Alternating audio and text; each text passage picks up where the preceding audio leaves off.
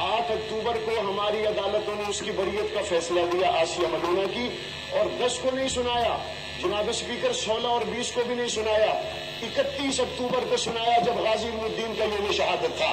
गाजी इल्मुद्दीन के यौम शहादत पर हुजूर अलैहिस्सलाम के गुस्ताख को बरी करने का साफ मतलब ये है, आप 22 करोड़ लोगों को ये पैगाम देना चाहते हैं कि इस धरती के अंदर गुस्ताख रसूल के लिए और आशिक रसूल के लिए तमाम सरहदों को तोड़कर हल निकाला जा सकता है।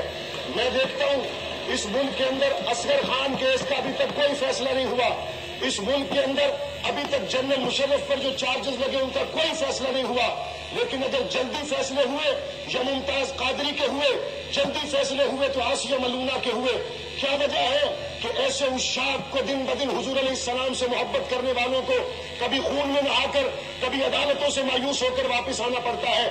मैं दुख और अफसोस के साथ कहूंगा, इस फैसले के बाद हुकूमत वक्त को ये चाहिए था वो नजर सानी की अपील की तरफ खुद जाती, लेकिन वजीर आजम साहब का बयान मायूस कुन था।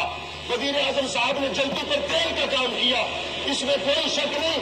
नवाज शरीफ हो, आसिफ जरदारी हो, मुआविया आजम तारिक हो, सरदार उस्मान हो या हजारों इमरान खान हो, रहमतुल्लिल आलमीन के जूतों पे कुर्बान है।